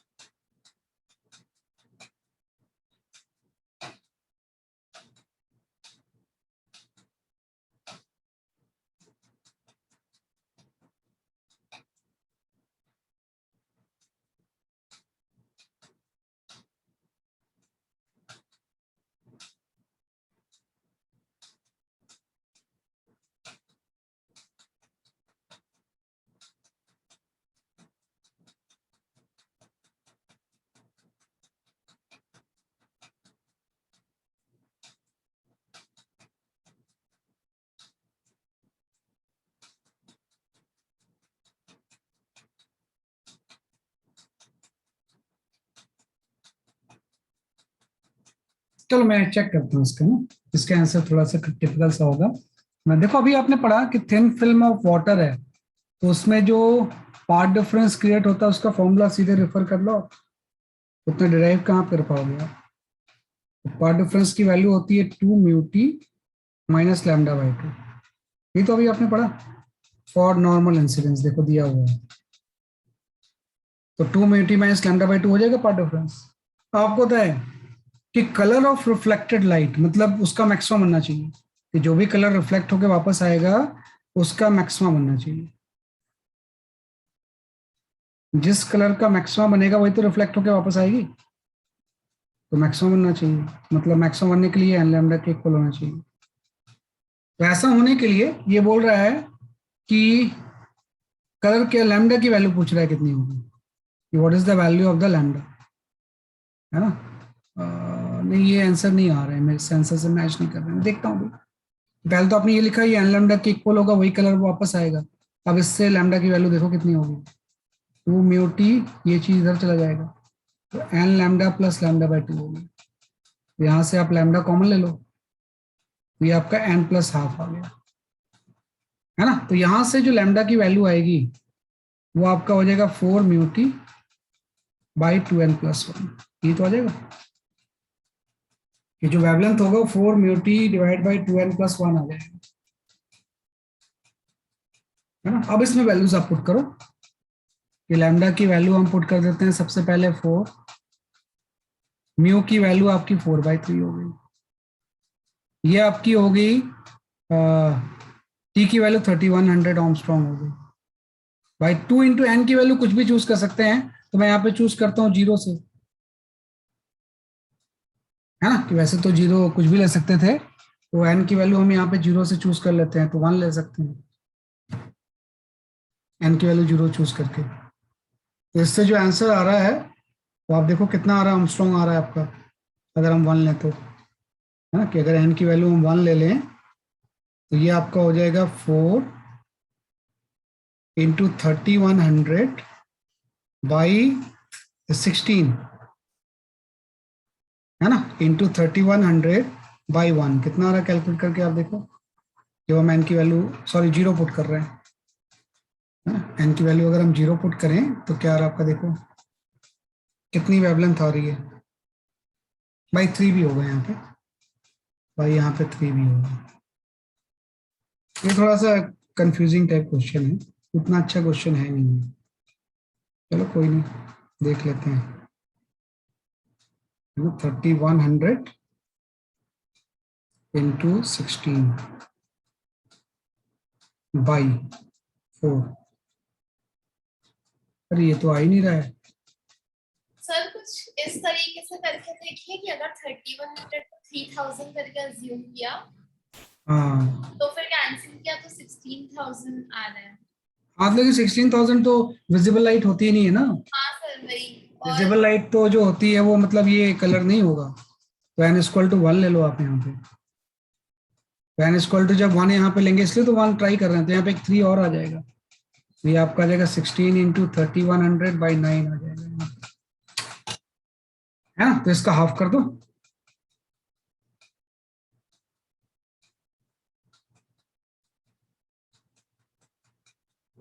है ना, कि भाई 9 आ जाएगा ना यहाँ पे, तो इसका 1/3 कर देते हैं, जो आया था पहले आंसर उसका 1/3 कर दो। हाँ ये कुछ 400 आ रहा है ना, इससे आपका कुछ 41 नैनोमीटर 4100 नैनोमीटर आ रहा है, ये हो सकता है नैनोमीटर,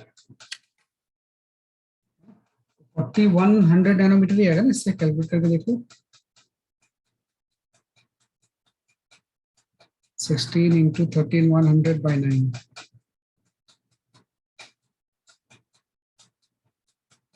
नहीं 5 आ रहा है, 5511, हाँ ये सही है आपका, है ना, ये सही है 5500 आर्मस्ट्रॉन्ग, और 5000 आर्मस्ट्रॉन्ग 5000 आर्मस्ट्रॉन्ग येलो की वेवलेंथ होती है, तो येलो सही है, कि रिफ्लेक्ट होके येलो आ सकता है ना, येलो आ जाएगा बस ये आपका, ये सही आंसर है। 5500 आर्मस्ट्रॉन्ग जो होता है ना, ये येलो लाइट की वेवलाइट होती है। तो मतलब व्हाइट लाइट तो आएगा, लेकिन वाटर से रिफ्लेक्ट होके आपको येलो लाइट दिखेगी सारी, मतलब वाटर का सरफेस पूरा येलो दिखेगा, है ना, तो येलो आ जाएगा, है ना। तो इस तरह से सही क्वेश्चन है, ठीक है ना। और ये चीज तो कुछ 16 आ रही है आपकी, ये तो हो नहीं सकता ना, क्योंकि इतना तो विजिबल लाइट का वेवलेंथ रेंज होता ही नहीं।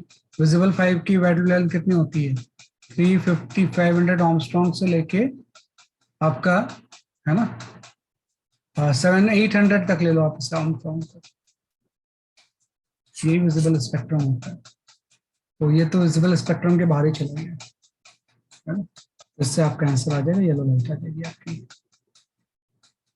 थोड़ा सा वेवलेंथ तो पता ही होता है बच्चों को, थोड़ा सा मैंने एक बार वेवलेंथ थोड़ा रेंज ध्यान रखते हैं, क्योंकि किसी कलर की कोई वेल डिफाइंड वेवलेंथ थोड़ी होती है, वो तो एक वेवलेंथ रेंज आती है, फिर भी थोड़ा ध्यान रखते हैं कि ग्रीन रेड येलो का क्या होगा, ब्लू का क्या होगा, ये 4 ही कलर का याद रखते हैं, बाकी तो नहीं आता है, वायलेट का भी, वायलेट का भी, तो थोड़ा सा उसका ध्यान रखते हैं। इसलिए तो मैंने बोला ऐसा क्वेश्चन थोड़े कम चांसेस है आने के, है ना, तो हम कर सकते हैं इसे। चलो ठीक है, तो चलो फिर आज के लिए इतनी काफी है। तो आज हमने we have covered the interference, हमने खत्म कर लिया, है ना। तो जो इसके क्वेश्चंस अभी आप देख लो, ट्राई करना शुरू कर दो, क्योंकि जब आप मेजर टेस्ट में बोल रहे हो कि आएगा, फिर तो सॉल्व करना पड़ेगा ना, है ना। तो वेबल अगर करेगा तो उसको करके करो, मेजर टेस्ट में अगर आ रहा है तो, ठीक है। नहीं, बाकी नेक्स्ट क्लास में विल स्टार्ट द डिफ्रैक्शन, है ना, कि नेक्स्ट क्लास में हम डिफ्रैक्शन स्टार्ट कर देंगे, है ना। तो that's all for today, bye bye.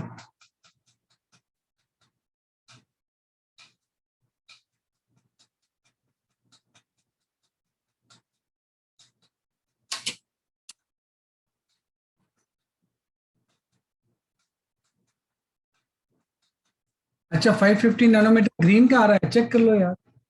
Green तो इसमें ऑप्शन ग्रीन है, ऑप्शन तो ग्रीन ही कर लो, जिसका भी आ रहा है आपका, जिसका भी आ रहा है वो ऑप्शन आ जाएगा। वैसे मैंने बोला कि ये क्वेश्चन बेकार है, इतना वेवलेंथ कहाँ याद रहता है, मुझे खुद ही याद नहीं।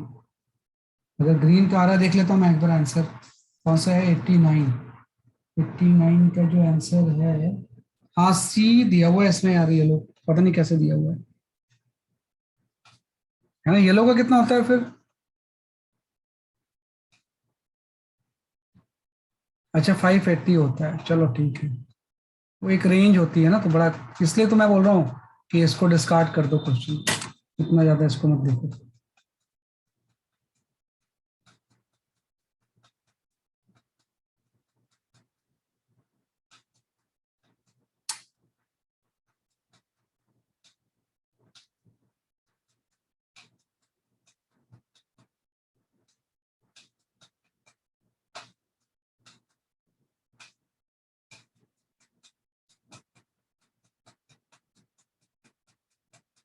Thank you, sir. Bye, sir. Bye bye.